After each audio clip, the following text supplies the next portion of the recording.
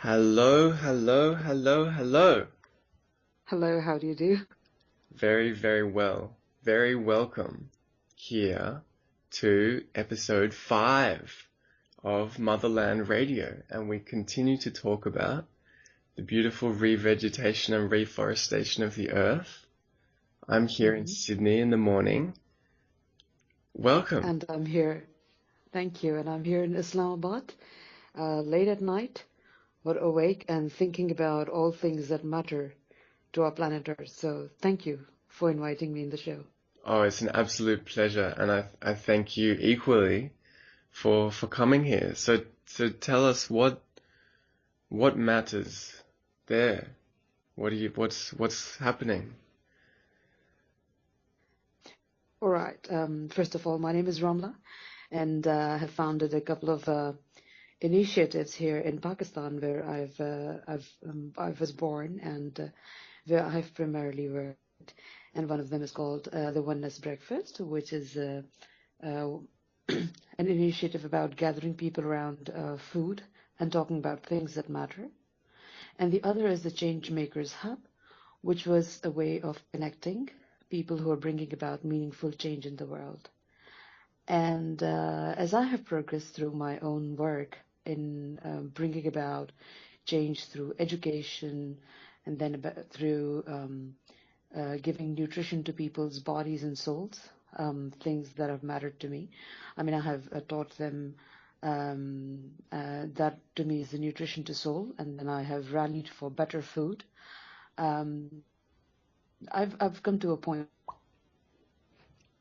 where I've realized that we cannot do these things anymore without a sustained effort to bring the very earth that sustains us back to life. And this is where I'm at. And I have come to the same conclusion, which now we realize a lot of people are coming to around the world without having even talked to each other. They're realizing that we need to bring this earth to life, this earth back to life. And that's where I'm at this moment. This is what I'm getting into. And the initiative that I want to talk to you about perhaps today is Seed the Life or Seed for Life. We're picking a name for it. And it is about literally bringing the earth back to life through putting in new seeds and doing active work through hands, creating forest, food forest, gardening. And as we can talk about it later, it is not just important for the earth, the outer earth, the soil and the dirt. It's also good for our inner earth, ourselves. And that's what I'm looking at. Yeah, well, we're talking about it all right now, and you're absolutely spot on. This is happening all around the planet. People are all starting to realize that this is where we're at. And Right. and I'm very, very happy to speak to you today too, because this is creating another connection around the world. I've been on the phone with America in the last couple of weeks, and now here we are in another area of the world that that is beautiful to bring all of that energy here to all of the listeners and all of the people, my friends here, and of course take this energy over there, and we share we share the perspective. And yes, I really looked into your tagline today, Motherland Radio, and reforesting the world with families. Could you please repeat your mantra to me? the mantra, beautiful. I wouldn't call it a tagline. Yes. Well, it's in a state of flow. It's in a place of flowing at the moment, and what it is right now is reforesting the earth with loving families. I really just paid attention to this today with loving families, and I was like, yes, what is it about? Because here is a convergence of ideas that it's really happening as we're speaking, and I really paid attention to your tagline or mantra today, like with loving families. So if you could talk to me about that, I will tell you a little more about where I stand right now. Yeah, okay. So that's the foundation of our peaceful settlements here on Earth. The foundation of our villages, the foundation of our neighborhoods is the love that parents have for children, and that intergenerational link which adds another dimension to the connections and the peace that we have here, which of course is the dimension through time. And as we're turning and we're beginning to look more at how our ancestors lived in the past and in the future, because the past and future ancestors are very much the same. And it's this present moment here where we are choosing what to think about, and it's our thoughts now that are creating the future. And for this peaceful earth that so many people are dreaming of and have that dream of, I'm starting to realize that having everything provided for from nature can happen very easily when, for one simple thing, when parents create, or every man, every person creates a space of love around themselves. And that's a space with a natural garden that you plant seeds consciously, you plant seeds in the ground with love, and that can be a place where the new consciousness children, the children who will be born soon and in the coming years, will be able to be born into a natural space, a garden, even a little corner of paradise. A nurturing cradle, really, so to speak. Yes, exactly. And being born with that new consciousness, then they will know that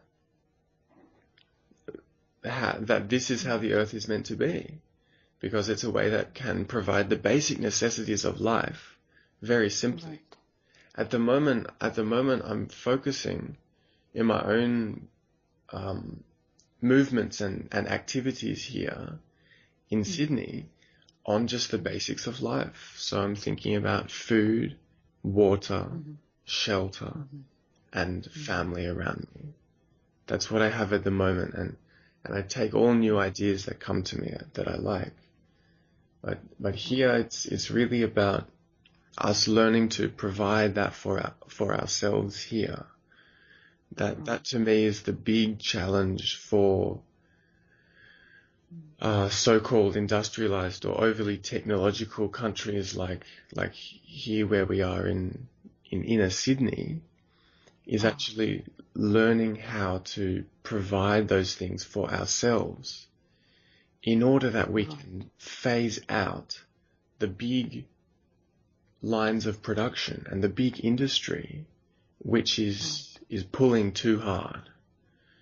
We're pulling much too hard, so we have to turn back to that. We have to learn about that. It's going like that sooner or later, whether we like it or not. Exactly. And when you're speaking to me, there are so many ideas like literally sprouting in my head,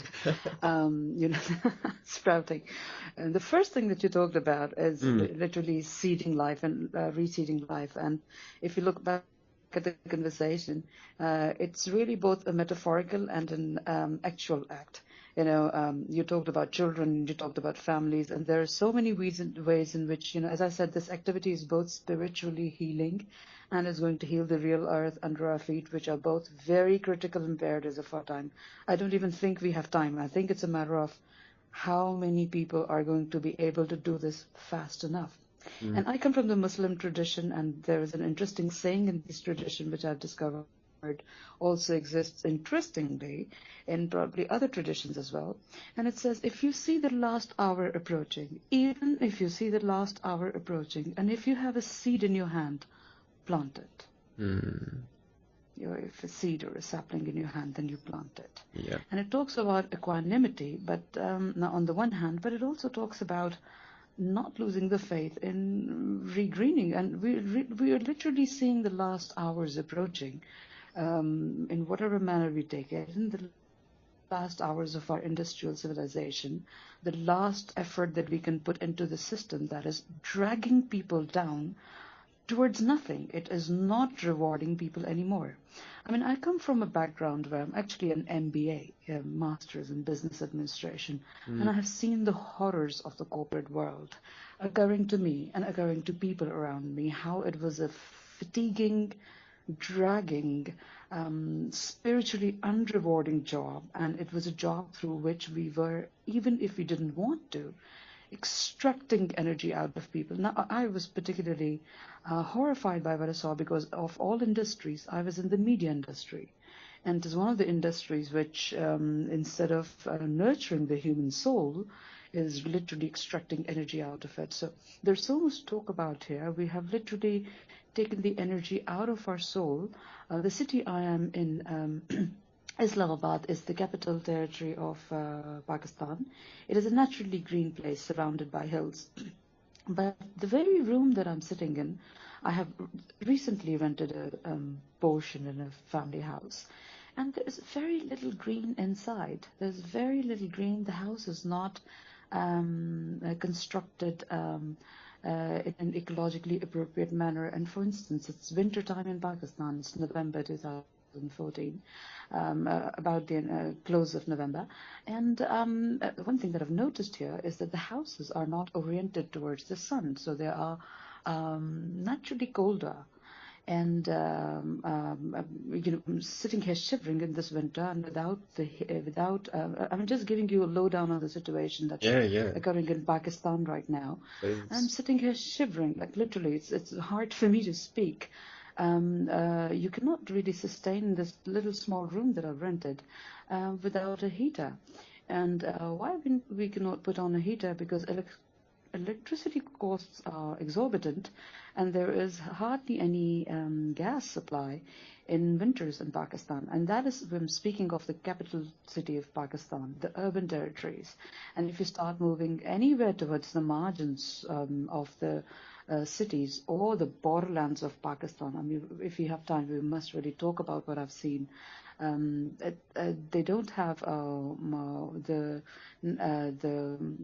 federal gas pipeline supply, and they use wood stock. So what they're doing, just to give you a short recap of the disastrous situation that I have seen myself last year. Well, I'll just say now that as for time, this is just the beginning of my day, and I have all day here. So there's no hurry, there's no rush. And I'm absolutely loving hearing about you painting this picture for us. This is really marvelous. So please continue. Thank you very much. I come from, just to give readers an idea of where this is coming from, because I'm from Pakistan. They might be interested in news that has got to do something other than that is not the mainstream news. Perhaps not too many environmental perspectives emerging from Pakistan.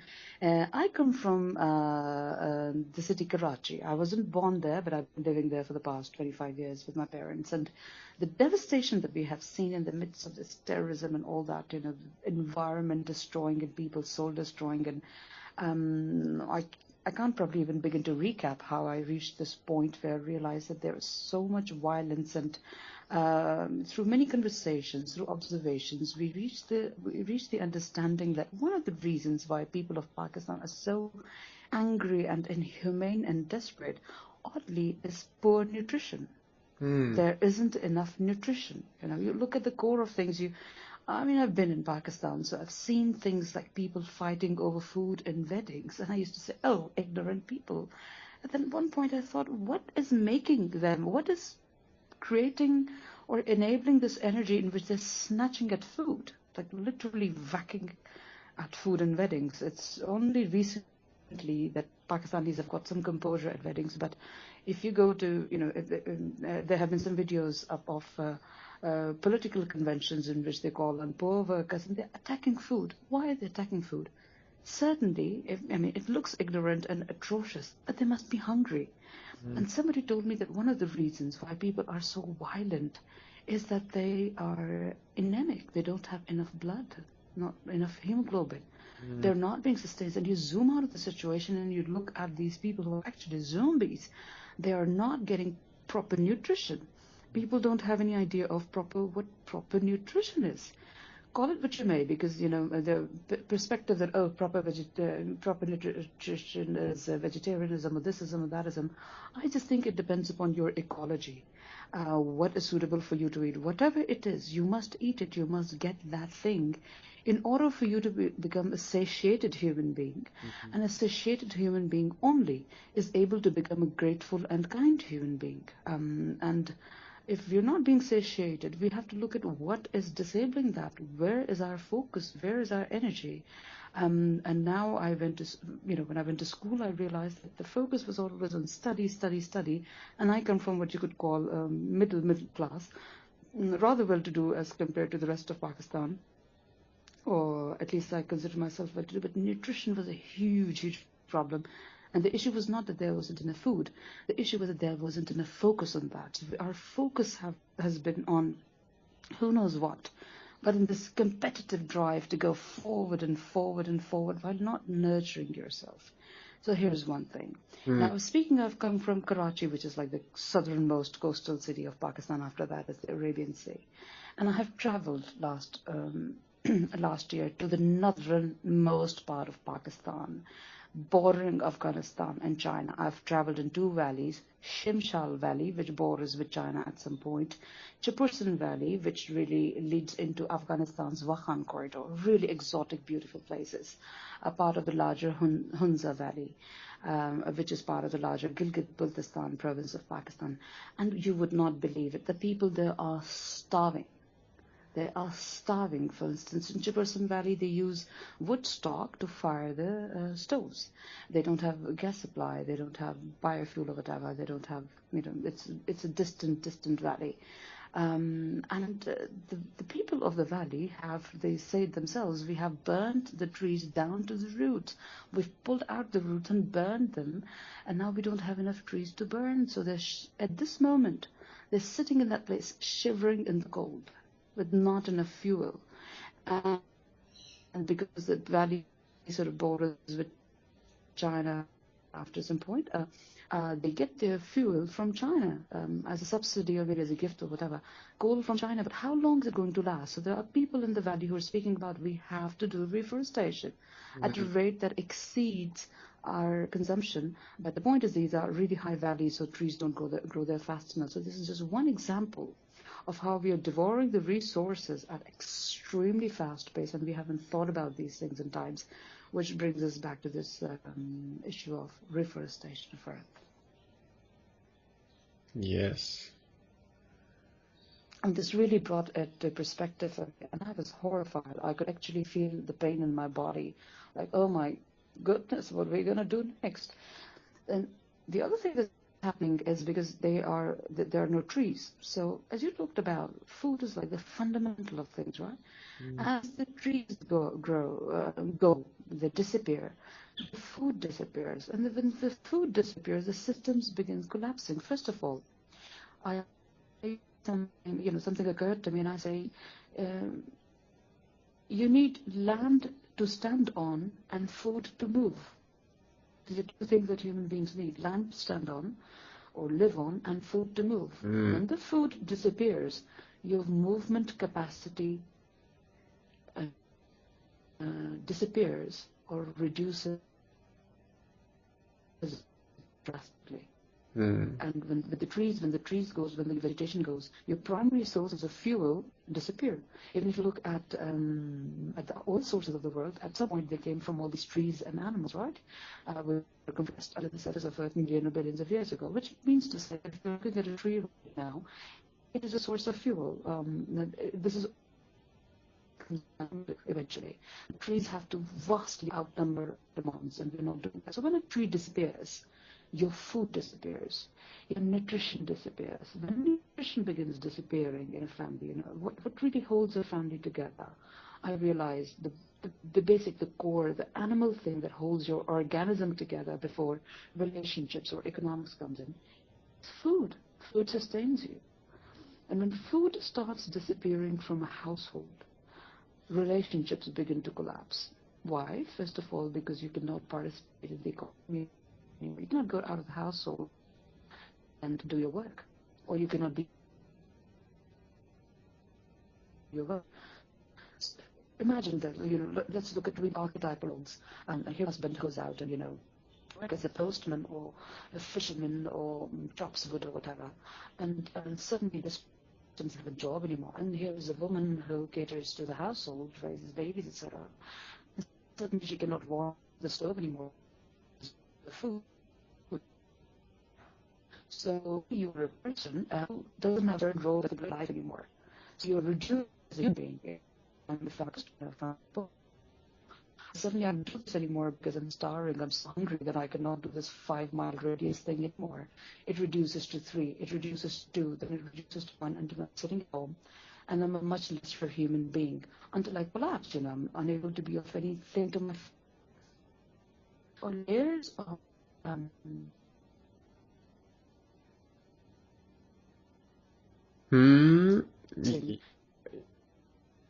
Yeah, it broke up for a second just at the end there. How's the connection? Are you there? a person more and to be a better and for a human being. How's the connection? Are you there? Yes, I'm here. Okay, good. I thought you were going to say. Yeah, you just broke up for a moment, but I got you back now. That's good. Yeah, well, that's. I thought you were going to say something. Yeah. Well, I did. Yeah. That's exactly it. And there is that making all of our forests sustainable in the sense that we're only taking as much as we need and creating as much as we consume.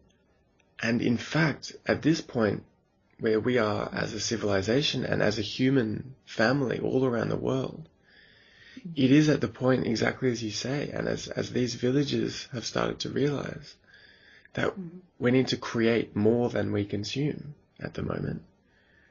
We need to be creating on a wide level and going absolutely forward with all of these seeding projects and education projects and simply sharing these words and simply sharing these ideas has amazing power to help just to shift the focus a little bit away from this consumption and towards the creation of new things, and this is where we can go. And the ultimate dream is that of a food forest, that in fact the food is growing fresh in I guess it's like nature's refrigerator right there under the ground, be it or on the ground or as a leaf or as a little berry, and it's all preserved, ready for us right there, picked straight from the plant, which of course is the highest nutrition. It has many vitamins and enzymes and ethers which ordinarily begin to break down when you take them too far from where they're grown. This is one of the challenges that we have, certainly even here in our, well, especially perhaps in this country that is so deep inside that bottomless pit of technology, that our entire food supply is months old. It's months old. And we get absurd things like oranges coming. And that's strange to hear, because I imagine Australia as a worse place. Well, there's certainly ways around it that we are starting to develop. Put it that way. So there does still exist the markets where you will get food that is perhaps weeks old, or if you're lucky, Wow. days old. And more and more, we have community gardens, which is what I'm really most excited in and most focused on at the moment, which is the localized food production. So that is where you really get the authentic human experience of picking your own food from the plant, of growing it, and of having a relationship with the plant, of knowing how the food has been made, and then eating it there. So that's where we are going. Right. But And to create short loops of production and consumption and creativity. yeah, You see, if I may extend this thought further, yeah, as a human being is an organism, and we have cycles inside us in which we need to see the results of our doing, and we really need it. We have a daily cycle, for example. So if I've worked in the morning, I need to sleep at night. And that gives me satisfaction. If I miss my sleep for 2 days or 2 nights, I'm just going to be an atrocious human being, and a breakdown is going to occur, because it's like a cycle. It's if you break the chain on a bicycle, for example, or if you make it too awkward or absurd, the bicycle is not going to work. And so we have rhythms inside which need an appropriate feedback time, a complete loop. And if that loop becomes very exaggerated, it loses its kick, it loses its energy. So these are nutrition issues as well as motivational issues. And you're right, when we eat food that has traveled too long, and the cycle isn't as short and crisp as, for example, just picking up your berries and putting that in your mouth, which is like the rawest thing. And I've done that last year. It is the kickiest thing that you can do, just picking berries off in the wild and put in your mouth, like, wow. Rawest food ever. The issue is that if you look at it from certain perspectives, the energy of the food, of course, is not there. It deteriorates as this food is cut off from its source. The life energy, the actual vitamins and the nutrition value of it, the nutrition density of it begins to decrease. Secondly, if you really look at it, if there is a process whereby I can just go out in my garden or a neighbor's garden or a close by forest, if I can walk that far, which I can if I have good nutrition, if I just pick fresh food off there and use it that day or the next day, I have a shorter and more kickier reward cycle, which means I can do more work if the returns are that fast, and the economics of it is also very you get returns fast and quick enough, which is good. This means you can get onto the next creation cycle faster. You can do more things, newer things, and so on and so forth. But if you have oranges which are waiting for 3 months to be consumed, this points towards a slowness in our economic system, in our creativity system, and which also, you said this point, which was really something that I want to say, that we have been looking at ourselves as a consuming species. And some time ago, it occurred to me that I was thinking, reforestation projects, literally putting in more animals in the system just for the sake of biodiversity. And then I was thinking, hold on, I'm still thinking in terms of, I'm going to take 3 apples off and I have looked for 4 apples. And I just thought to myself, why don't I, for a change, put the plantation before the taking? Just a simple change in my thought. I still think in terms of, I'm going to take down 4 bushels of apples and 3 bushels of roses. After I'm done that and I'm going to eat that, then I'm going to go and plant a little garden and forest just to make up for the next round of consumption. But if I start thinking of myself as planter first, and then when the fruit of my labor has risen from the ground, then I eat it for the joy of it. Then that gives a different perspective. And suddenly I had this little aha moment. I said, I slapped my forehead and I said, Why am I even thinking of taking down 4 bushes before planting another bush of herbs again? Why don't I think of planting first? And that starts with your childhood when you have a lot of energy. As you grow older, of course, your body starts giving in and, you have other things to contend with. But as children, you're joyous. And if we start teaching our children, hey, plant this in, plant this in, plant this in, and start seeing ourselves as a creative rather than a consumer species, this will bring spiritual happiness, connections with each other, an end to this desperation and hunger and greed and eatiness in us, which is making us hungry ghosts. And we can say, hold on a second, we're not eaters, we are planters. And as we plant things, naturally they're going to grow, and then we can say, oh, here is the fruit of my labor.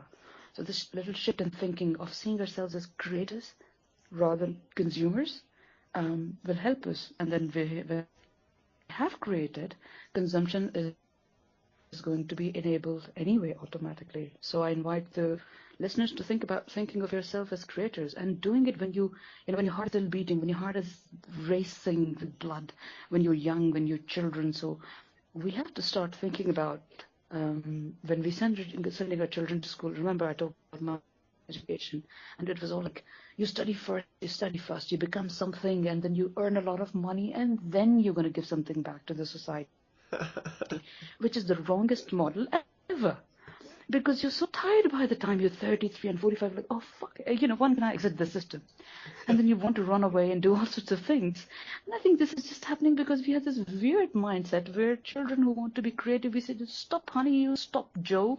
You first earn these grades and you become this banker or something, then you give something back to the society. So we have a very weird model where we say, hey, first of all, I'm going to curb all my excellent humane urges, become an automaton, create horrendous things in the process, which nobody really needs if you really think about it. We are forcing each other to consume things that we have created out of this completely useless mindset. We're convincing each other, here's this sweatshirt that you really need to buy. And you're like, okay, I don't really want to, but I want to look good in front of other people who don't care about this sweatshirt or me.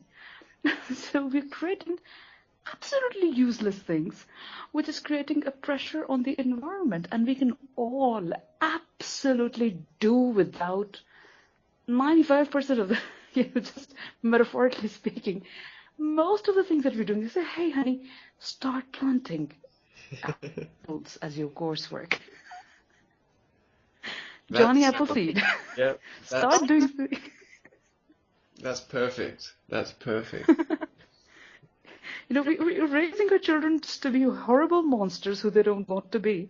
And then they become absolutely tired. And then it's very hard.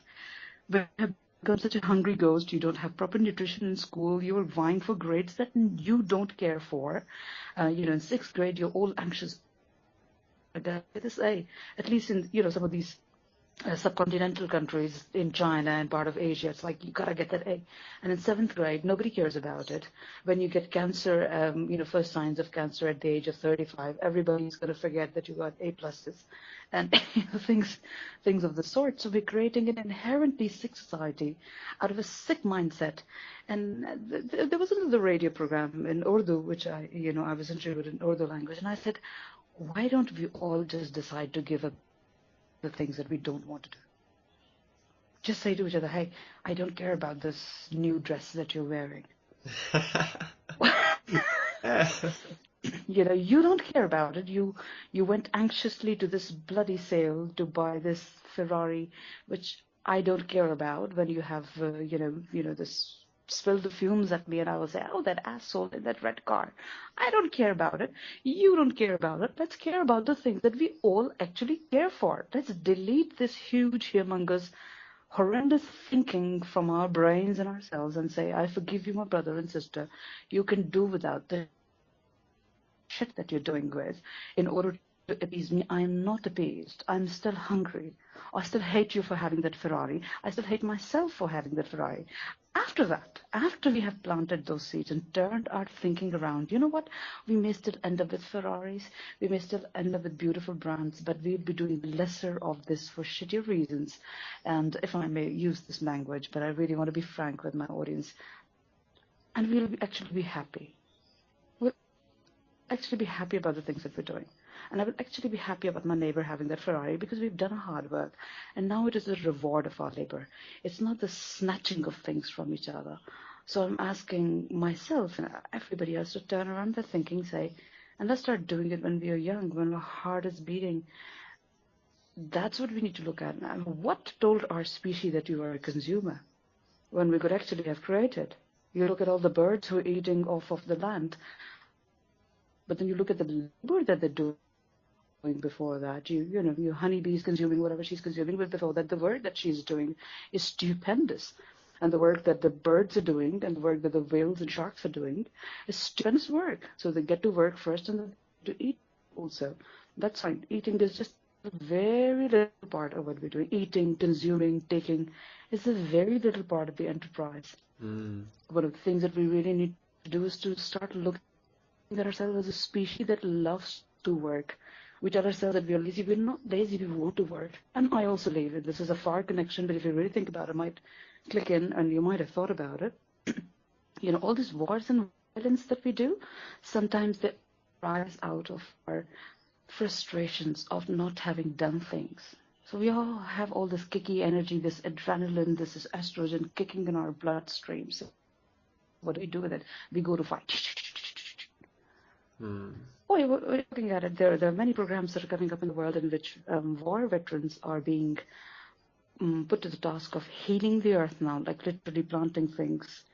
And then you see all this energy that they were putting into punching each other and killing each other was literally there for planting trees, for making things happen, for creativity, for beauty, for dancing, for singing, for loving, for joy. And we wasted this, we held this energy in until we said, oh, how do I literally get this out? I'll kill people. And I'll kill them because they look happy to me, but I'll kill them in the name of religion. I'll kill them in the name of, you Australian, you're there, big bastard, oh, you English person, you Pakistani, oh, you shut up. But, you know, literally, it is our beings which are waiting to be. And so in the act of planting these seeds, we actually allow something beautiful in ourselves to come forth as well and say, here I'm the mother, I'm the carer, and I'm the nurturer, which is what I am. As we plant the seed in, we allow something beautiful in ourselves to go into this world. We all want to live beyond our deaths somehow. And when I put this, Ramla puts the seed in the earth, there's something of her left in there. When this tree grows, some part of her grows with it. It is her hand which did the job. So long after my physical body is gone, I don't know what's going to happen after death and what will I experience. But I know this tree will be planting on its own. It will be a testimony of my going on. I have gone on into the system. The more seeds I plant, there is more of me in the world. I sing in every bird that sits on those trees. I tremble with every leaf that shakes with the wind. And I'm there. This is me. This is perpetuating yourself. And so one of the things that I want to do with this Seed the Life project is to start working with the communities that are most damaged, the internally displaced persons in many countries. There are many of those in Pakistan at the moment. And Pakistan is facing what maybe Pakistanis, they are realizing, I'm seeing that on Facebook, they're realizing that all these migrations and breakdowns are occurring because of extremely adverse climatic conditions. There's complete breakdown of civil life in some areas. And these migrations occurring in many parts of Pakistan. There are people moving from Waziristan, which is a mountain area. There are people moving from Thar, which is a desert area down in the south of Pakistan. There's a lot of climate-related movement taking place in Pakistan. And I'm in Islamabad, as I said, and food prices here are atrocious. Atrocious. People not still looking at growing their own food. So anyway, I'm looking at these communities of refugees, IDPs, nomads, but also urban gardeners. I want to mention here that in 2008, the day Obama got elected, I thought I wanted to plant a seed of change in this world. And the thing that came to my mind was food and nutrition. It was there in my mind for a while. And I planted the little seed of a Facebook community called My Kitchen Garden Project, Pakistan. 2 or 3 years later, it was only 300 people strong, and I handed it over to a very capable lady called Salma Kamal in Pakistan, in Islamabad only. And she has taken that little Facebook group to a community of 7,000 plus members. Only last year in July, it stood at somewhere around 1,300 members. I remember looking at the figure, and suddenly it's blown up to 7,000. And that is when I was planting that seed of the community in 2008 November. I thought one day it is going to grow from one person to another, and when on Facebook people will see, oh, my friend has joined it. 10 of their friends will join one day, and one day we'll have a strong community, which is actually occurring. The community is blowing. It's a community of food growers, primarily urban food growers. There are people, the way we set this community up, we said if you have one single pot, and not even your first pot of food that you're growing in your balcony or somewhere, you can join in. And if you have a large farm, you can join in. So we have farmers who have 3 pots of basil and coriander and mint. And we have farmers who have huge farms. And this community is sort of powering itself. We get seed donations from the USA from this lady called Kelly Hinn, and she sends free seeds to Mrs. Salma Kamal, who's teaching. She has by now taught thousands of students for free how to grow your own food. And she is teaching ladies who are now teaching other ladies. So look at this amazing forest of effort that is growing, and is growing real forest. And I'm telling these people we need to now start looking at little tiny forests of food, and also related produce such as herbal forests, medicinal forests. And if you want to talk about it, in the case of Afghanistan, I've also come upon an idea of having little forests and community gardens of plants that yield dye, which yield color, with which you can start coloring your fabric. And it just occurred to my mind this little idea while I was speaking to a contact person in Afghanistan. I said, hey, wait a second, something is occurring to my mind about a dye garden, which can kick off a side economic activity in which you obtain dyes from the plant. And I can imagine something like a program called Dyes, Not Poppies, for example. You obtain dyes from it. It's a product that you can sell. It is tangible enough so you can tell Afghan farmers, those who will be convinced that, hey, you have this ounce of indigo in your hand instead of this ounce of opium, and guess what, you can sell this indigo here. You can sell this, you can paint clothes, and you can do something more creative with it. So in case you just want to obtain more than fruit from this is something hopefully that is interesting and is going to catch your imagination. Yeah. And is of commercial value. So this is the kind of thing that we're looking at. Literally like a new effort to, I don't know, I'm very excited. Yeah. That sounds wonderful. I love those ideas so far. That's amazing. Yeah, that's brilliant.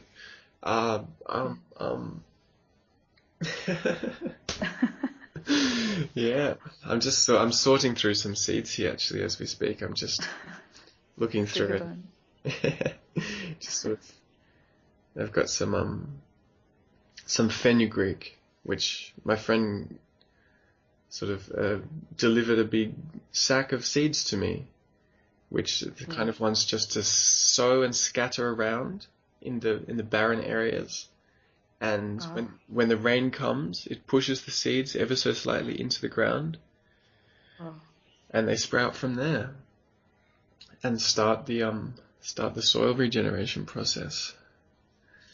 And when you were speaking before, the image came to me strongly of many of the creation stories that I've heard from around this country, Australia, the old creation stories, which come in different words and languages, talk about, there's 2 images that come up. One is the rainbow serpent, which is is the same, I think, as the rainbow family, the rainbow warriors of living light, the rainbow people who are coming together now from all over the world. from all different traditions and all different countries. And in those stories, the rainbow serpent comes and literally carves out the rivers and brings the water, the clean water again, through all the rivers, and nourishes the land like that with the water.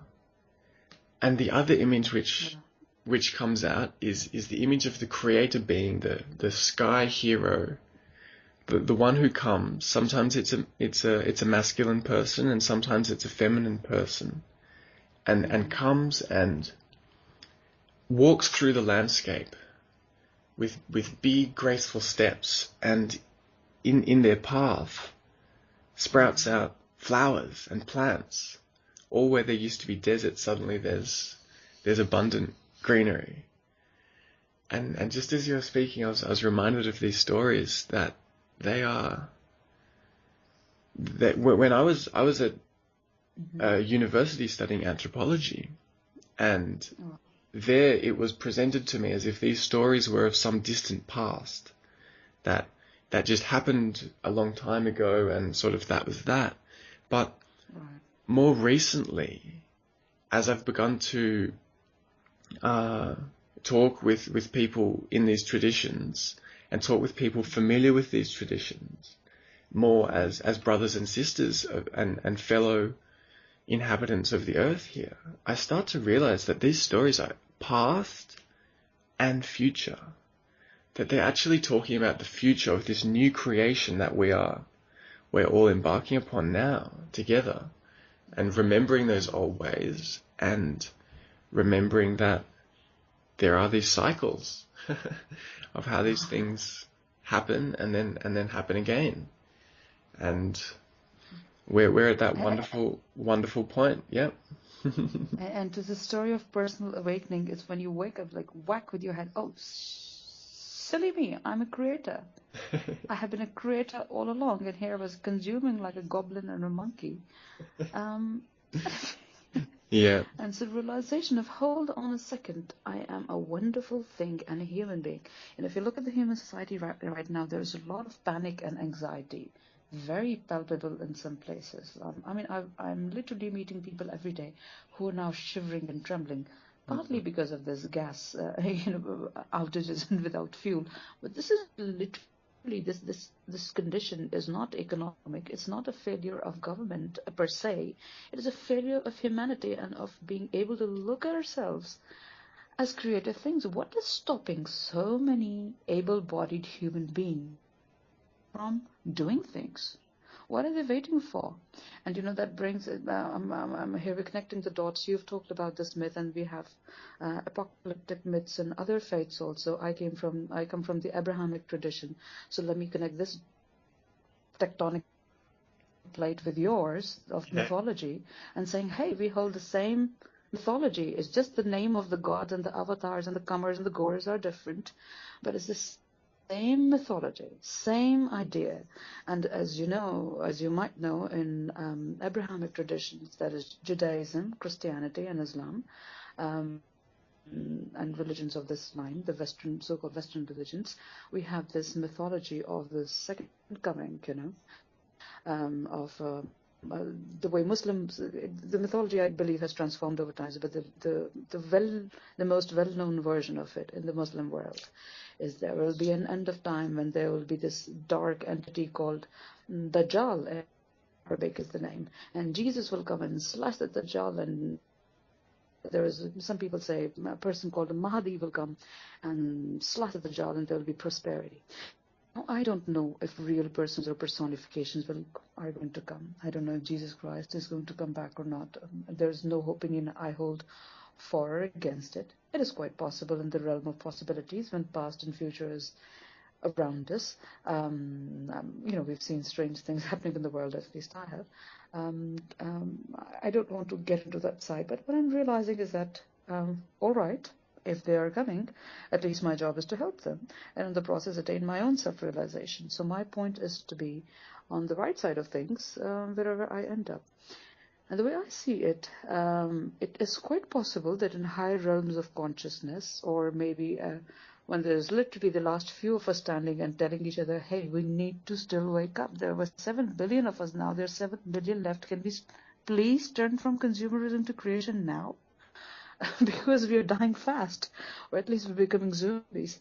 We have to realize that this mythology, this idea is about the darkness of us becoming overwhelming and the need for our luminous, intelligent, creative side to wake up and overtake this consuming side of us. It's as simple as that. Yeah. If people want to get into the details of it, if there might be Muslims listening to it, or people interested in the end of time myths or apocalypse.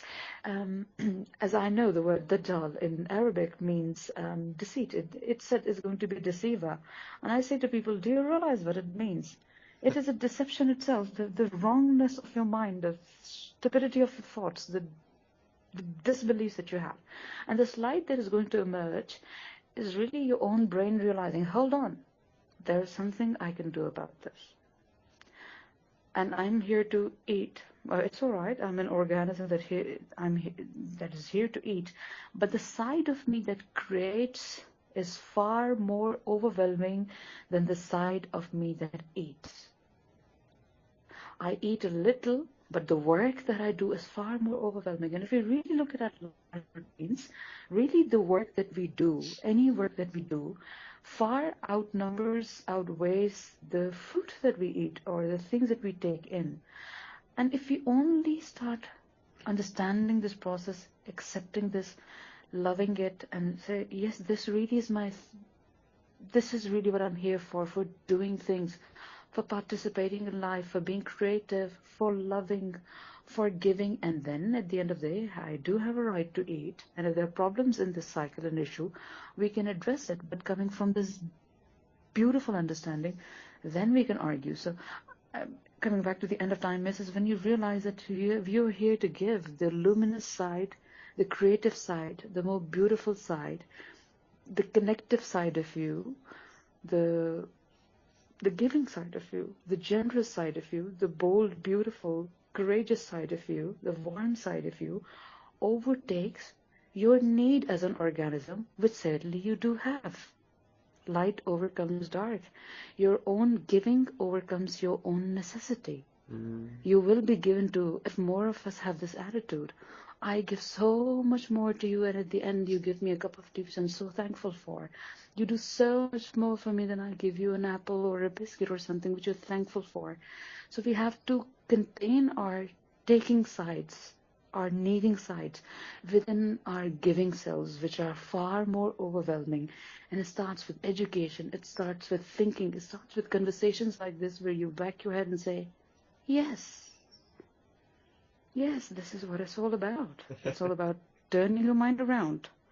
It's about stopping your greed and your taking. And this is why economic collapses are occurring, because we're saying, each day I gotta get more. But if we started saying, oh, I gotta plant a lot of seeds, and then you come home after having planted 1,000 seeds, which is far more easy to do than picking 1,000 apples any day. You're going to end up with so many apples, you're not going to be able to count them. Isn't that easier or better? Well, that's it. Yeah. And then we get what we deserve. We get what we deserve here. And sometimes the gifts come. They absolutely do come. And sometimes in ways that we don't expect. So I've been really enjoying being so open to whatever blessings come to me at the moment. And one of the most brilliant discoveries that has really given me a bit of a stability here is with my local greengrocer, the fruit shop. And I was walking past one day and I saw all of the fruit and vegetables there. They go and get it from the market in the mornings, and they've come from out in the country here in Australia, and they close it up overnight and refrigerate it and things like this, and then they sort it in the morning, and some they put out on display for sale, and some they put in the rubbish bin. And I was just walking past, and I walked past. I said, "Oh, hang on, what do you guys do with your scraps? What you don't sell?" Mm-hmm. And they said, "Well, we chuck them out. Do you want them?" And I said, "Yeah, absolutely, because what I'm doing at the moment is I'm building compost. I'm here in the city, but you know, originally before this place was paved over, this was abundant and fertile and just bursting with life. But we've put all of this pavement, be it cement, asphalt, you know, granite or whatever sort of fancy stones you pave the ground with. We're suffocating the earth. And so on the urban regeneration and gardening that I'm doing here, a big part of it is getting that soil back up and getting a bit more living material there. So these food scraps are just fantastic. Mm-hmm. So I actually developed a relationship and became friends with the people at the fruit shop. And now what happens is that I go every single morning and pick up 2 large garbage bags full of food, full of vegetables, fruits, and they're the ones that are a little bit bruised or whatever, or you know, there's one leaf in a whole bunch which is no good. I'm perfectly capable of sorting this out and using what can be used, and the rest now goes straight into my compost, which is creating soil, which goes onto the garden.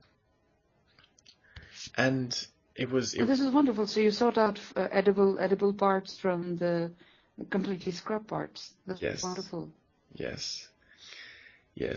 And there's lots of that. There's so much waste here, actually. You know, it's something that we must tune more into, and especially it gives me new energy and new motivation and new inspiration to hear these stories of the villages where people do not have these things.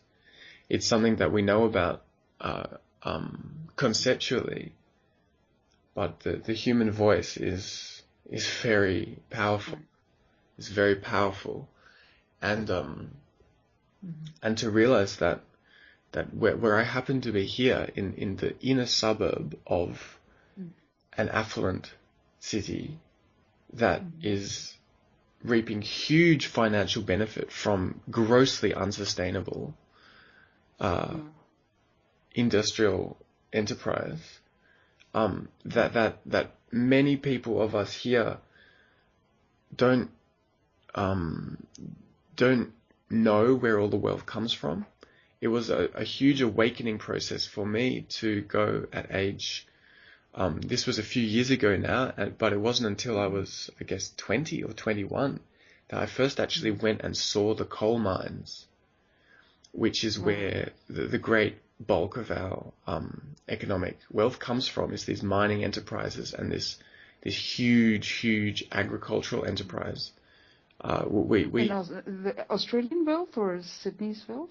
Yeah, well, Australia in general. Australia, this is what we do as a country. Is I mean, in general, the 90% of the population lives on the coast, and the big industry, which is the mining of coal, steel, or that means iron ore, steel smelting, oil, of course, uranium, alumina for aluminium, and then we have beef farming, sheep farming, wheat farming. These are our big exports. This is where the wealth of Australia comes from.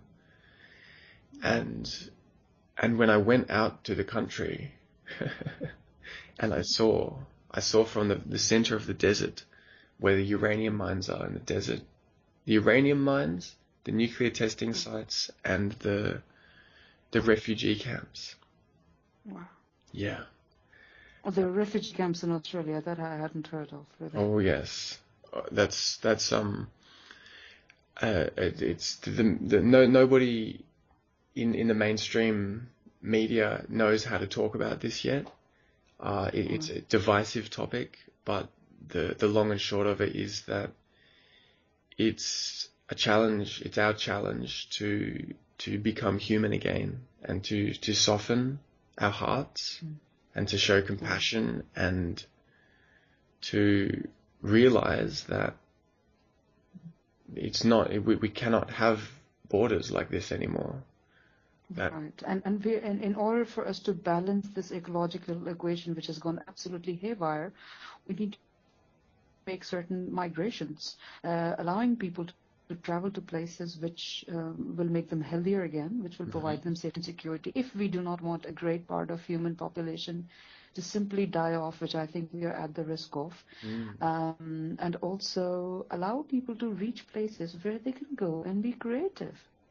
Because there are certain places where they cannot contribute. I mean, I'm coming from Pakistan, by the way, and Pakistan is one of the most banned countries around the world. Not really banned. I mean, we on this index of countries that require the most, that require visas to enter the world. After Afghanistan, we're the second. We require visas to enter most places in the world. I don't know how to word this, but we're the number 2. So we're most restricted in terms of our travel. So as a talented Pakistani, sometimes I feel horrendous because I don't have the opportunity to reach the right place. And sometimes I really fear that I'm going to die. And I'm very thankful to you that your little station is just sprouting, but I do hope that it sprouts farther, because it allows people like myself who are literally stranded in some ways, because I'm in a place in a community where people are very focused on learning. Literally today I had a conversation with somebody and I said, you know what, USAID cannot put together 7,000 food farmers that we 2 women have put together on Facebook. And we have created many new farmers.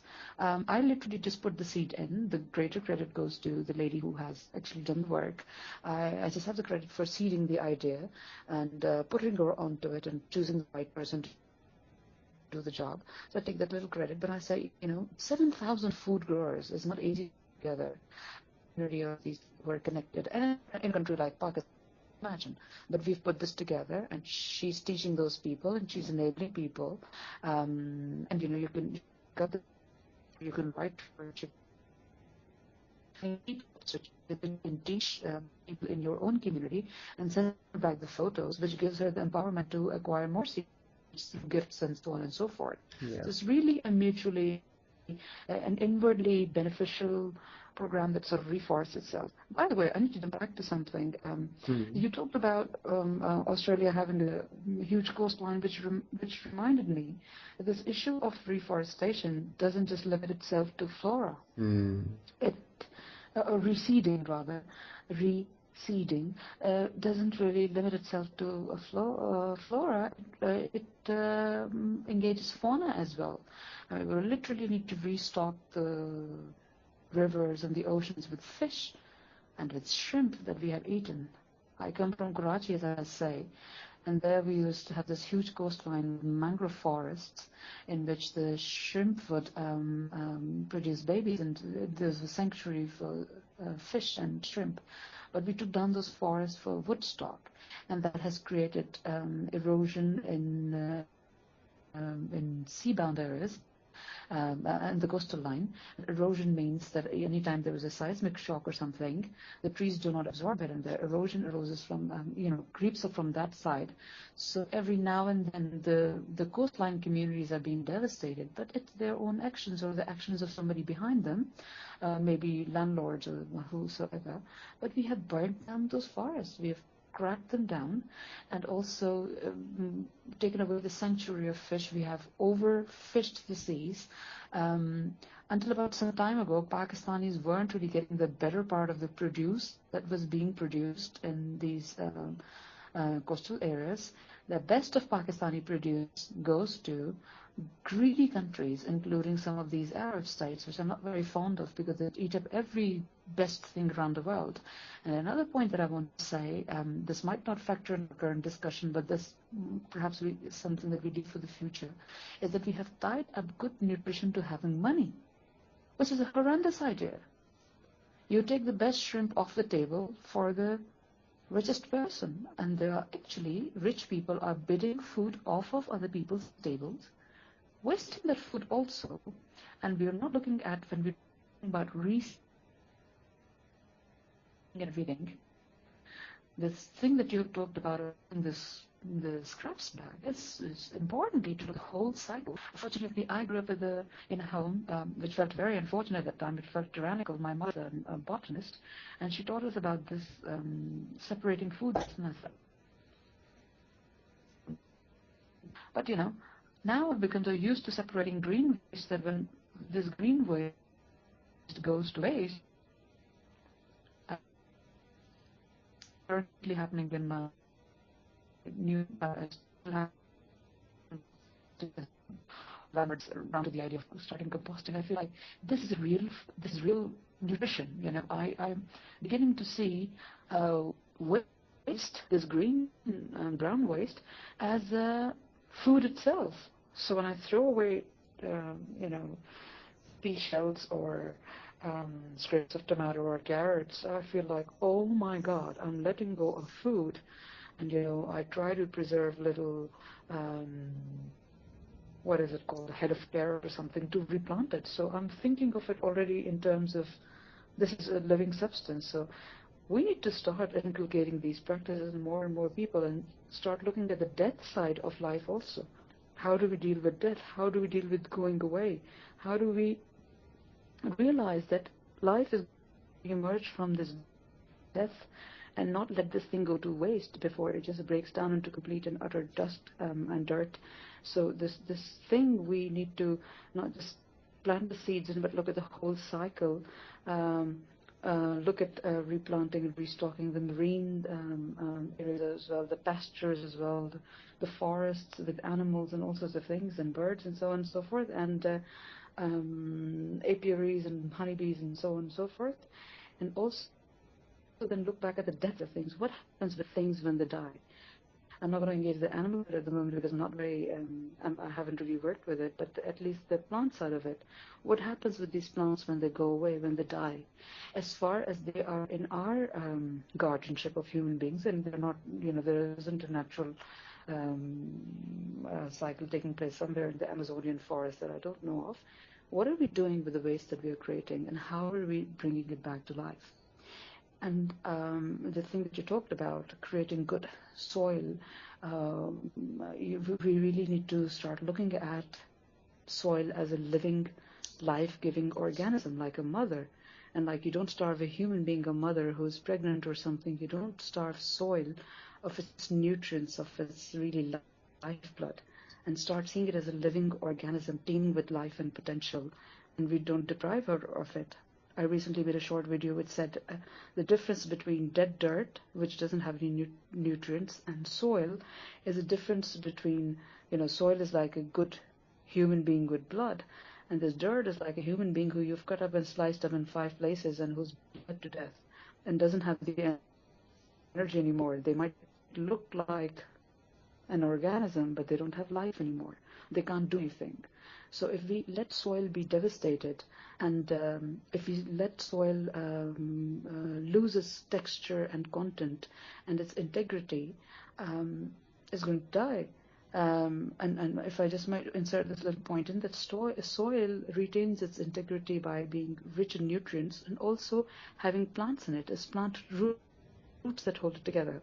So this relationship of life goes to with the soil that holds the plant together. If you kill the soil, the plant dies. Interestingly, if you take away the plant, the soil dies. If you take away the child, the mother dies. So if you keep on pulling out trees from the earth, one of the things that is going to happen to earth is that it's going to die because there's nothing to hold the earth together, and so it loses its ingredient, which is exactly if you slice a human being in various, if you just cut them with a razor in various places and they bleed a little until they're just not there anymore. So one of the problems with heavy deforestation is that the earth is going to loosen up, and to put it back together is going to take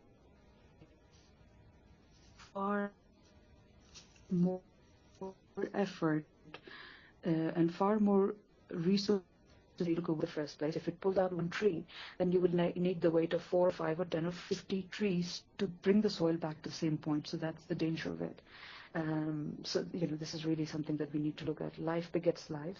Life calls life. And if we pull away one form of life, either the soil or the tree, and likewise, if we pull away either the fish or the water, or if we pull away either the pastures or the animals that graze in the pastures or in the forests, the other part of the equation is going to die. Yeah, well, that's one of the beautiful images coming out of Africa. Masanobu Fukuoka and the one straw revolution is that just as taking this one tree out will send it on a downward spiral, putting one seed in the ground, starting that one little process, and just beginning the process, which then nature takes over, it likewise re-energizes the whole thing. There's a danger of where we could go down, but there is also the knowing that there are enough of us, and there is enough of this story, and there's enough of this knowledge now out there. And Fukuoka Masanobu in Africa is one of these inspiring stories of revegetating deserts. Even deserts, they can come back just like this, and it's the natural way of farming. And it's something that we are finding here now, talking with some of the most unexpected people, and talking with people from all sorts of different walks of life, to find that as we are speaking this message and enacting this dream, which is really to benefit all of humanity, and that's what we search for, is the solutions and the actions that we can take that do benefit everybody. That as we talk this through with everybody, from government to business people to homeless people in the city, to farmers, to middle-class professional, urban folks, whoever it is, that there are no enemies here, that every conversation is a positive one. And it's really at the point here of spreading the word, of saying here this is the way forward. Exactly. Yeah. You're awakening that luminous part of us, telling you can do far more than you can get. And isn't it really what happens in this industrialist society? You run around working from 9 to 9 or 10 or something, because it's noon life. You have to read a lot, or receive a little at the end of the day, which they receive in diet form, running the whatever. So what are we getting at the end of all this crazy enterprise? All we need to do perhaps is to switch on that inner part of us, and also realize the beauty of something. A seed really contains the whole world within. A tree, a goddamn tree, comes out of a little seed. So look at the profitability of enterprise. It's the most ridiculous investment there is, in terms of being astounding and fantastic in terms of its return. And there's very little that you need to do if you start using your intelligence and realize, okay, I just need to figure out where the right soil is, where the right water is, and perhaps begin there. And there's a lot of work that the seed is going to do itself, and I'm here as the guardian and keeper of it. And there is this other thing when I say that we human beings need to stop looking at ourselves in terms of a species that's here to benefit ourselves. So I just, you spoke about something that is benefiting humanity. And from my point of view, as a giver, of course, I want to benefit humanity. But as collectively as a species, we have to think beyond benefiting ourselves. Of course, do things that will eventually be beneficial to us, but really start seeing ourselves as a giving species, as a good, great species. What we're seeing ourselves, the interpretation of this idea that we have somewhere in mythology everywhere of the human being being great, species that we're thinking, oh, we're the top dog, we're the top eater, we're the top of the food chain, we're here to eat everything because we're the best species there is. We're totally misrepresenting and misinterpreting and misreading this idea kind of species. As a special kind of species, you are here to plant, to give, to be generous, to be warm, to be a protector and a guardian and an enabler of other species, making them happy, really letting the mountain lion be comfortable with you, really letting plants thrive in your company. I hope no forest begins trembling when you arrive, because before you pick the axe, you pick the shovel and you put the seeds in. So the forest in turn is happy to give back to you. All the species are giving to us, by their very design, by their very nature. At least we're looking at it this way. So why aren't we looking at ourselves this way? If we look at ourselves as planters, as givers, so we start talking to the human species and say, drop dead this insecurity. You are here to plant. But of course, privately in between ourselves, change makers, this really starts with nutrition, because you cannot starve, you cannot talk to a hungry, desperate human being about giving, because shut up, feed me first. So someone somewhere has to start caring and loving first, and see ourselves as a giving, beautiful, kind, beautiful thing, the thing with the heart first. And this is really about changing the heart, and start doing the act that we can do, the very littlest act of giving that we can give. Personally, if I wonder if it helps some listeners, as I have suffered from extensive brain and nerve damage in 2012. A couple of days ago, this beautiful Australian young cricketer, Phil Hughes, died, I heard, of an injury to his neck, an accidental injury to his neck. And I had a severe injury to my neck, and I have survived. And the injury that I had to my neck distorted a lot of things in my perception. It sometimes made me randomly sick, randomly violent, randomly angry, randomly nauseated. It distorted my memories. It distorted my sense of place and time. Things were all over the place because there was a concussion to the brain. But one of the things that I remembered and I realized is that I remembered in some part of myself the difference between what is good and what is bad, what is wrong and what is right. And I did a lot of things which were very vicious, because I was sort of unable to tell which thing is mine and which thing is not, and what is good and what is correct and right. Sort of literally my actual hand was falling to the wrong space, 90 degrees away from where I wanted it to fall. But then I told myself that, do you remember what is good and what is right? And myself responded yes. And I said, please, turn towards it. Please continue to do it. Keep on planting good seeds. And I told myself that I had realized that, yourself can be healed by doing healing acts, because yourself is a learning organism.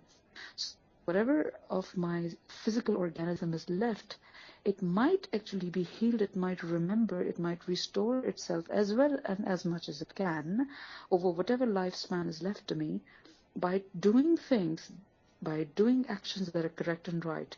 And so I refocused my energy. I tried to do a lot of good things that I remembered from before my brain injury, that these are good things.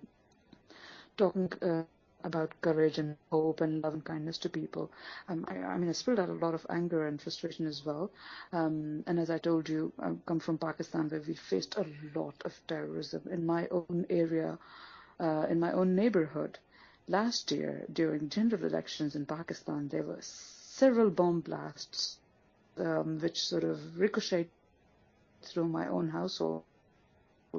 So I shook up, and then there's, this smell of the chemicals that are released from the bombs, which really penetrate you, and the shock waves and the sound waves. And this happened over the years, the concussions and everything. Sometimes there's a lot of anger, and I tell myself that your luminous side has to overwhelm the dark side. And I'm very thankful that you have reached out to me, Kim, and allowed me to speak, because I hope one day this interview, which might be heard by 4 or 5 people, the first instance, and hopefully it goes out to 400, 500, 4,000, because like that little seed of the food growing group that I planted at one time. And I want to invite and awaken my brothers and sisters who are already awakened to do this thing. I want to again bring the attention back to this little project that I'm trying to start called Seed the Life. You can look up the group on Facebook. And we're talking about literally creating food forests for IDPs and refugees.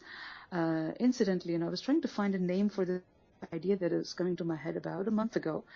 And the day I did it, the next day I found this beautiful news on one of the Facebook groups. I think it was Spiritual Ecology, where somebody had started working with Syrian refugees, perhaps in Jordan or in Turkey, I don't remember where, but Syrian refugees, and they were creating a project called Secret Gardens. And these people, these refugees, were trained by a gardener from Save the Children organization, I believe, and they started growing their own gardens, not just gardens with flowers and so on and so forth, but gardens with food. So it's doing various things at one in one go. It is giving them something to do, something that employs them, something that heals them, something that nourishes them, something that gives them back food and cuts down their cost of living, and something that surrounds their tattered, broken surroundings with something that is beautiful and wholesome, that is nature, that is soil, that is integrated. And so they've created these beautiful little gardens in their compounds and within the wide fences, within the barbed wires, within these camps. Started imagining how we start enabling more of these refugees, people can donate seeds to them. So I appeal to the seed donors, right? To me, can I give them my email address? Please do, yeah. Yeah? That's right. If people would want to, seed savers could contact me at changemakers.p@gmail.com. You can write to me and you can talk and give us seeds so we can give it to these desperate communities. Say it one more time. Change makers, changemakers.pk@gmail.com. People can write to me, or they can look up www.changemakers.pk. That's the website. If they can actually give us real seeds and seeds that suit harsh conditions, desert conditions, which can do well. Somebody can donate us mulch or compost, from closer by areas. It really depends on who can give what. I'm based in Pakistan at the moment, and give us the seeds that will do well at high altitude and harsh climates, because we're looking at the northern areas of Pakistan and some of the areas of Afghanistan which receive a lot of frost. What we're trying to do is to get these people to start gardening, start growing food, which will give them nourishment, which is very important. As I said, once people start eating, a lot of their inner wounds will heal. Literally, their bodies heal. They can think of doing other things. So it'll become the first thing that will kick life into them, and they can become postmen and fishermen and writer, teacher, and thinkers, and do it again. And the potentials which have become suppressed will begin coming out. So this is literally hive seed economy. We hope to create seed banks in the future, the least technological form of which is just a guy sitting there keeping some seeds and distributing it to local communities. And the way I'm going to do it is that I'm simply going to identify organizations, particularly those that are started by people, not just huge NGOs or something, with volunteers, with workers on the ground who actually working directly with the community. Give them seed packets and say, hello, here you are going to have 25 seed kits or something. You work with 25 people and give it to them, get them to plant. Send us the pictures back. This is your accountability. It as raw as it gets. So we're going to give them what kind of seeds. We might have to experiment what is going to grow where. I was thinking that in Afghanistan is so mineral rich, and we are thinking of, there are corporations and governments thinking in terms of exploiting Afghanistan's land. Instead of drawing these minerals out of the earth and making the earth collapse and doing this fracking and smashing and banging things, why not plant trees there, herbs there, which are going to extract minerals at a far gentler pace and give to you what you need, which is food, which is wood stock, which is you need sources of energy and fuel, right? Why don't you plant plant them first. There's this huge barren Afghanistani land which you can use, which is mineral rich, which has lots of free people, unemployed people who will be dying to do things. I'm just reading this book right now called Stones into School by educator Greg Morton, who's a distant friend of mine, an acquaintance, and he's really done a stupendous job, even though it was maligned at times, but he's really done a stupendous job, and I've actually gone and seen those projects and the making on the communities. When he can do it, then why can't start seeding gardens like that? Why can't we start giving nutrition bodies and other than nutrition for souls? So the two narratives in the world at this time, I really believe, are education, which grows you, and nutrition, which cares for you. And nutrition comes even before education, because only when there is a body can there be the education growth of the body. Growth cannot precede care and loving and nurturing, only in certain circumstances, but otherwise on a system, this nurturing comes first. So we have to give food to the people, and then look at projects which are slightly more creative than just food gardens. We'll have to look into medicinal herb gardens, and then we have to probably look at things like dye gardens, which is an exotic project, but it makes sense because then you start dyeing your cloth, and then you start reducing these toxic elements from the earth. So that looks at the dyeing part of things, which I was talking about. We reduce these toxic chemicals and dyes and colors from the earth, from our markets and industrial system, and replace them with natural beautiful dyes. Imagine our minerals being sucked by these roots and sprouting in these beautiful bushes, which are yielding the color indigo and red and maroon and purple and magenta, whatever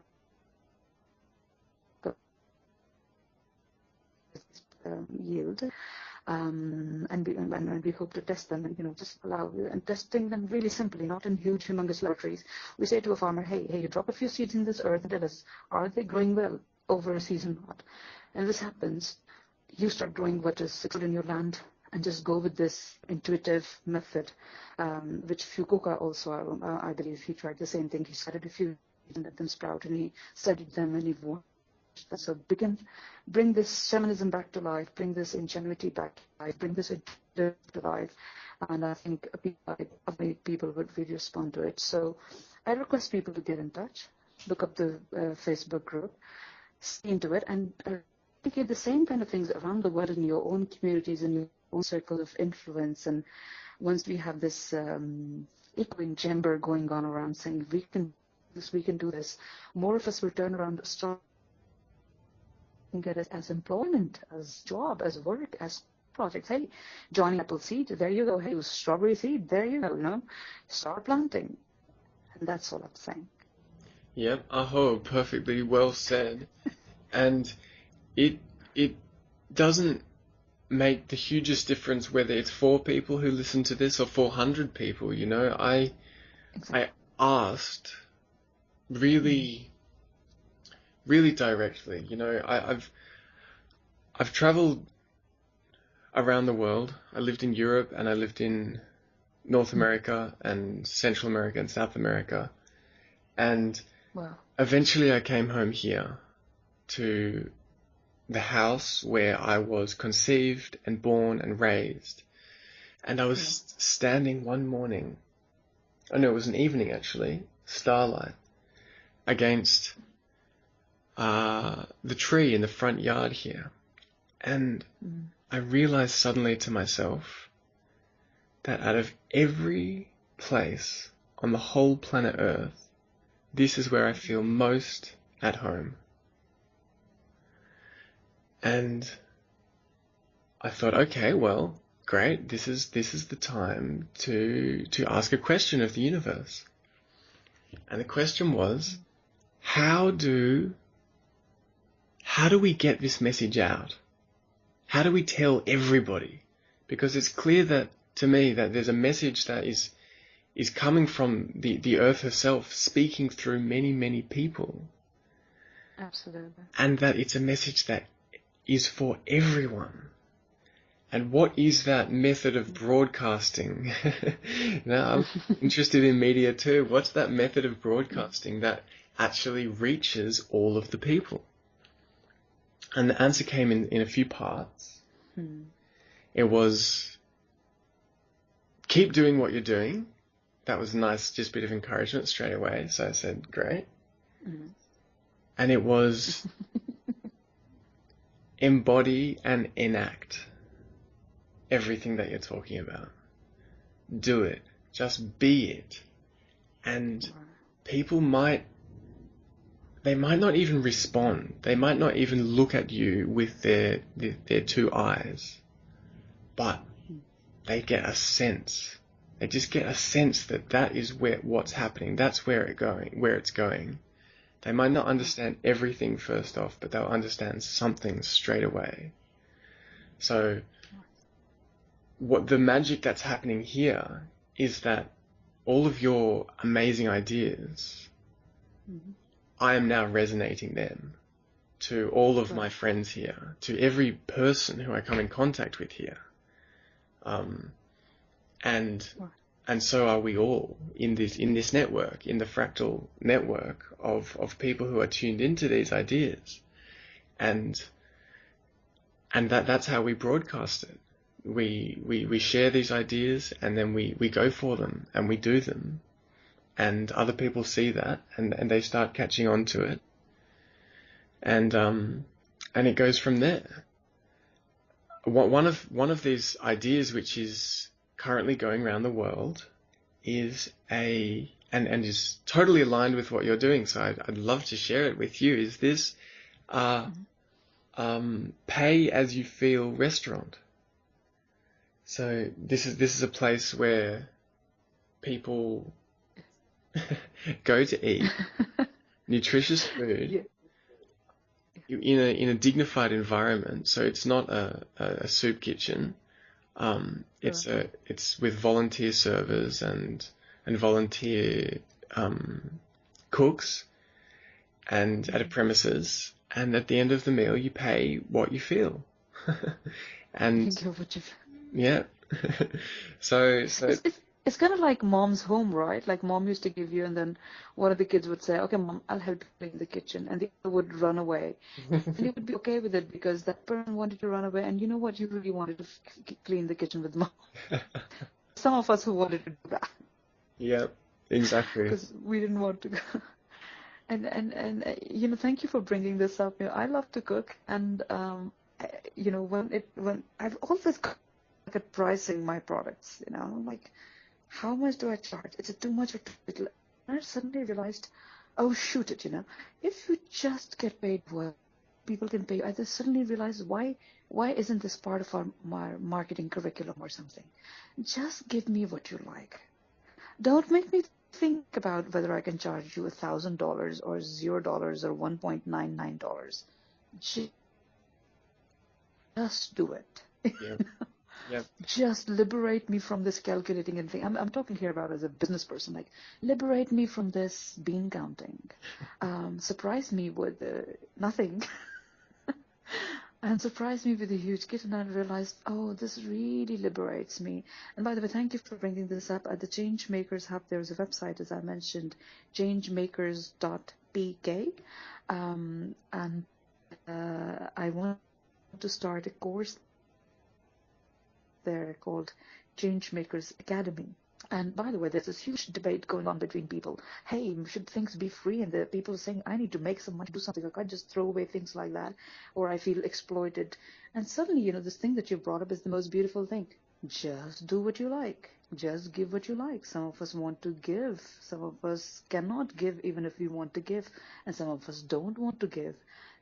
Let life flow more freely, but do stipulate that you can do as you like. So when I put up this course, it was for free, and sometimes myself says, hey, I feel a little bit exploited, because it is a self, and I'm a guardian over it, and it's a living thing. It says, hey, sometimes I feel a little overworked, and I realized I tried to put like money to it. There are a lot of communities now talking about money. How much should we charge? Should we charge it all or not? Thinkers like Charles Eisenstein are talking about alternative economies, different ways of paying. Should things be free or this or that? And we do realize as human beings that we cannot make things absolutely free, because ourselves need to have an idea of accountability and giving back. So we cannot ill-train ourselves by saying, hey, you can have whatever you want, Mr. Johnny Appleseed, or Miss Johnny Jane, whatever Appleseed. You need to have a sense of accountability. That's why we cannot make things absolutely so free that human beings get this idea that we are responsible and we are accountable. When you give something for something, that reminds you that there is a cost to things, and we cannot just run away with things. So it's important to give back. But how do we stop this from turning into exploitation and greediness and really rigid pricing?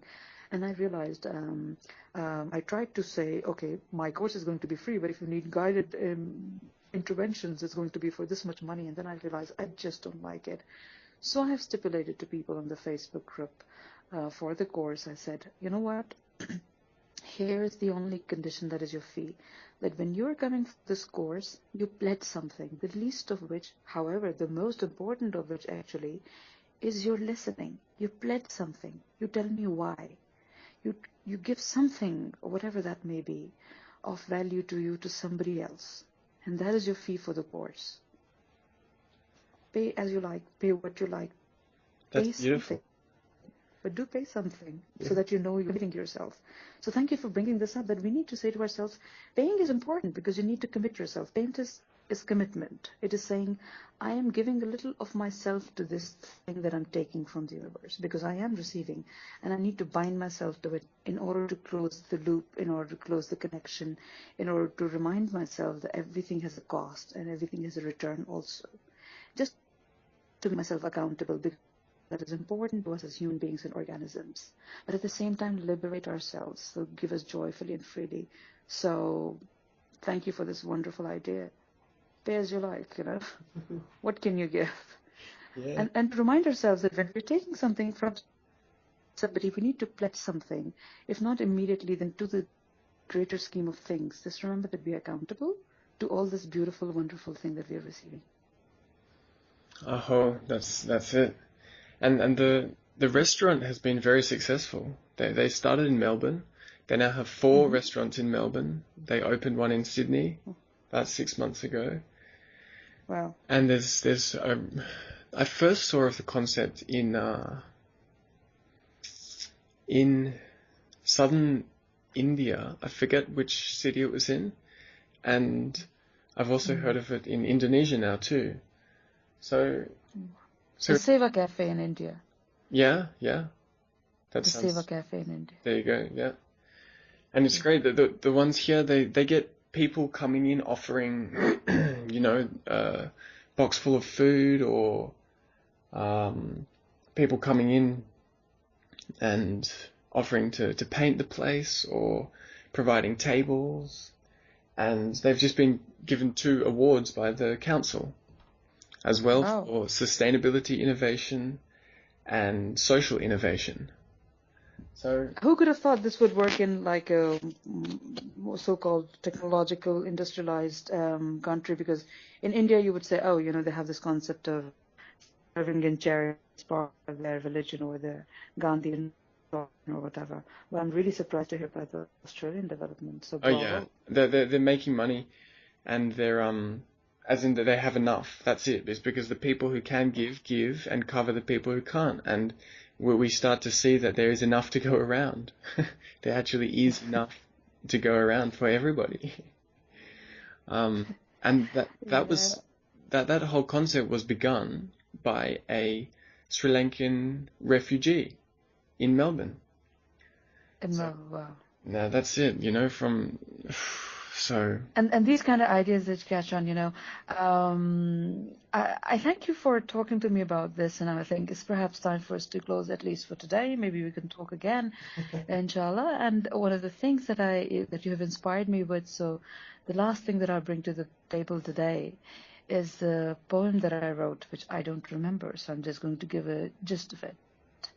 It's called, readers can look it up online, it's called growth is not just one thing.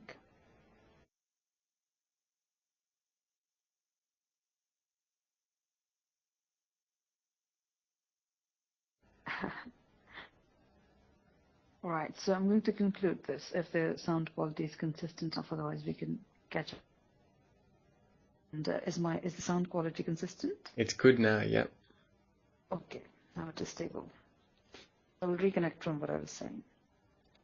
I was saying that I wrote this poem that people can look up online because I do not remember the exact words of it, but I remember the idea, so here it is. It says, growth is not just one thing. It is not chopping every apple tree that comes your way and turning it into jam and firewood. It is also to plant the seed for regrowth. It is not just to wait for or count the pennies and listen to the jingles of them, but also to listen to the first words that your child speaks, and also to listen to the broth bubbling in the kitchen and smell it. Growth is not just to go away from your home, but also to return to it. That is just the gist of the poem. And we spoke about these pay-as-you-like gaps. The thing that occurred in my mind is the forms of payment, not just the magnitude. How many dollars is it on a sliding scale? Or 100 or a $2,000 eccentric, but also in the form we are and we pay. And when we look at the issue of economy and work that makes many of us panicky these days, and our governments, we also have to understand that work in itself is a form of opportunity, is a form of subsistence. Of course, it has to reward you for practical and pragmatic reasons and for spiritual reasons. You can't just keep on making more effort than the reward that you get. But there are more forms of working and receiving and giving and thriving than the forms that we are looking at. We're only looking at monetary contribution that people are making. In many societies, the breadwinner, so to speak, is the breadwinner. But what about the one who cares for the sick and the lonely? Who speaks to a depressed child or person and say, "Are you all right?" And the words that they give to that depressed person bring that person back up again and put them back in the kitchen or in the forest or in the carpentry workshop or in the plane as a pilot and put them back. So really, what is the worth of those encouraging words that somebody spoke to you as a non-paid counselor and said, "Hey, you can get back up on your feet," and they put that other person back into the system of life. And to those who are always discounting the beans and the penny, really look at it, this boy who didn't want to turn up for his exam, this woman who didn't want to on her first flight and pilot the plane, this person who did not want to jump. What is the value of that contribution? What is the value of some work like yourself when you're planting these beautiful seeds? And I also want to reinforce your belief in yourself. Remember the Facebook group that I talked about, the gardening group, which has swollen, food gardening group, food growing group that has swollen to 7,000 members suddenly, more than 7,000 now. It started off with 5 or 10 people that I had gathered off of my own Facebook list and connected them, interconnected them.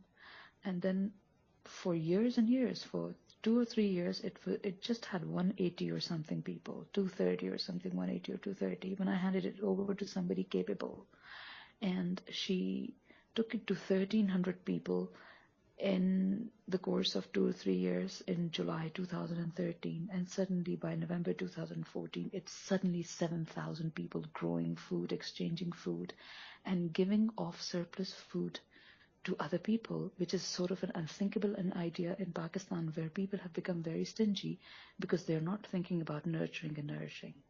Going back to this idea of various forms of giving, we're only looking at money, the dollars and the pennies and the rubles and the reals and the rupees as currency. But there are many other forms of giving, of thriving, of contributing, we have to look back at our grandparents and our families as givers. What is the value of a grandparent taking care of a child when the parent has to go away?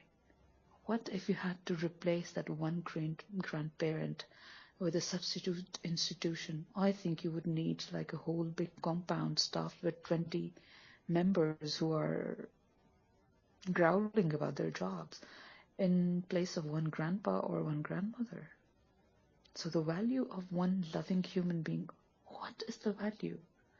And if we start reversing this question and bring the value from economics, the pure money, down to love, this means the more nurturing and loving and caring human beings that we have, and we can have more of them once we started affirming them, once we started saying, thank you, brother.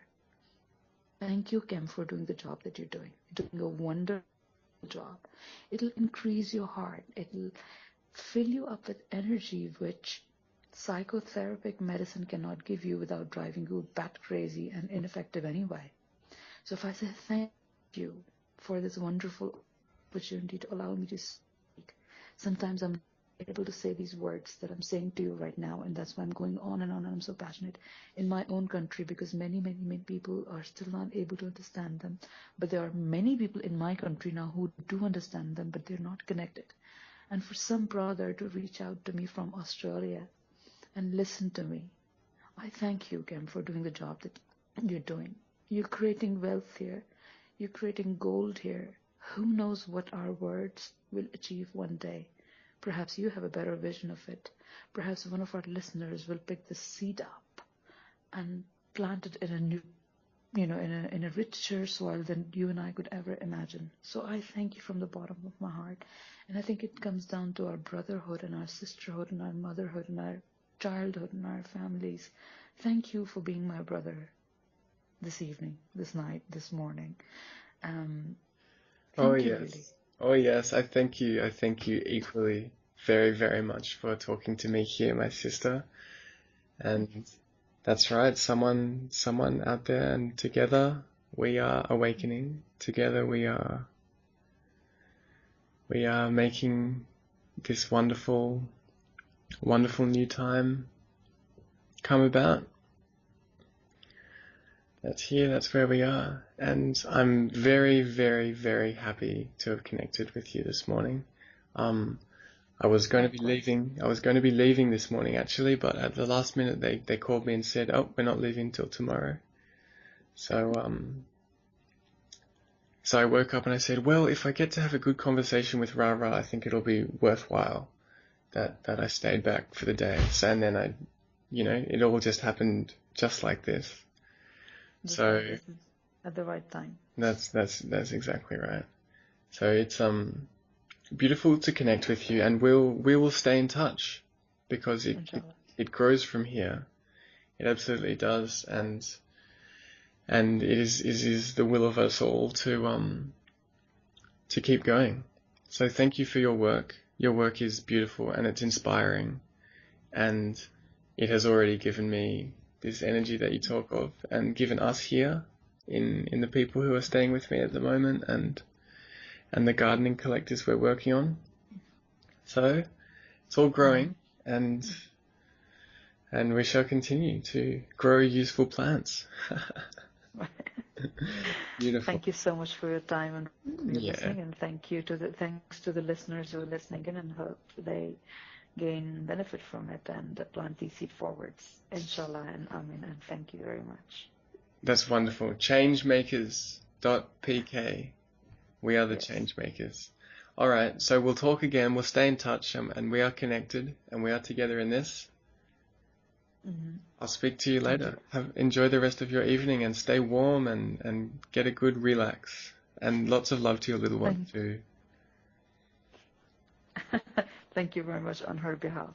Thank you very much. I want to close with the Muslim greeting, which says the whole greeting, the famous part of it is Assalamu alaikum, but the entire Muslim greeting is the the Muslim greeting, the Muslims give it, Assalamu alaikum wa rahmatullahi wa barakatuhu. And lately when I was reflecting upon it, and I realized the meaning of it, they generally say salam means peace, right? The Islam or salam means peace. But I realized the word salam comes from a Hebrew root, which means whole. So Assalamu alaikum wa rahmatullahi wa barakatuhu, the literal meaning of it is Assalamu alaikum, may you be whole, may you be in one place and integrated. Wa rahmatullahi, this is an Arabic word, means may there be prosperity and blessing in you. Rahmatullah means, may there be blessing upon you. And barakatuhu means may there be prosperity. So in the first place, may you be whole. In the second place, may the wholeness of you be blessed rather than be cursed. And the third thing is, may there be prosperity in this, may this condition grow.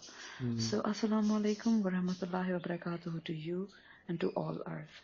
Thank you very much for this evening, this morning. Thank you. Assalamu alaikum. Assalamu alaikum, and we speak again soon. Inshallah. Thank you. Good evening. Good morning. Whatever. Thank you. Again. Bye. Bye. Yeah. Okay.